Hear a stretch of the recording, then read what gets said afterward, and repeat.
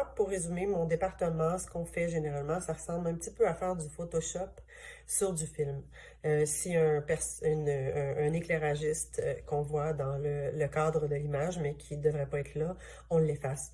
Si on veut pouvoir mettre un personnage 3D derrière un personnage qui est déjà filmé dans la scène, on va aller le détourer pour être capable, derrière lui, d'aller ajouter des effets spéciaux.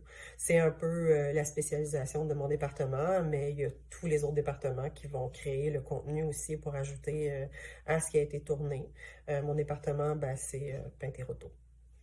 Moi, j'avais un profil très artistique. C'est pas tout le monde dans mon industrie qui a un profil artistique, mais moi, c'était mon profil. Et puis quand j'ai été mis en contact avec une école qui enseignait l'animation 3D, j'ai tout de suite senti que c'était pour moi, puis que j'avais envie d'en apprendre plus. Puis c'est vraiment en allant visiter l'école que je l'ai su. Moi, je dis toujours aux jeunes à qui je parle que c'est tutoriaux, tutoriaux, tutoriaux. Regarde des vidéos YouTube, regarde des channels où est-ce que les gens donnent de leurs trucs. Informe-toi sur les logiciels qui sont utilisés dans l'industrie et puis apprends-les tout de suite. Attends pas à l'école. C'est possible de le faire de la maison. Alors, avec les technologies d'aujourd'hui puis les ordinateurs à la maison aujourd'hui, c'est possible. Alors, go! Moi, je pense que c'est un domaine artistique. Je pense que quand tu es, dans ce travail-là parce que tu aimes ça, que tu sois une femme ou un homme, ça devrait pas faire de différence. Mais je crois par contre que les environnements, les équipes mixtes, où il y a un bon ratio 50-50, les artistes en général sont plus heureux. Il y a comme une compétition malsaine qui se crée quand il y a un débalancement de ce côté-là, je trouve. Puis ça fait des équipes moins agréables, des environnements de travail moins le fun en général, d'après mon expérience. Moi, je pense qu'il faut tout de suite faire sentir à la personne que c'est inacceptable pour nous, qu'on n'est pas à l'aise, puis de lui faire surtout sentir que ça nous blesse, qu'on n'est pas à l'aise avec ce qui est en train de se passer.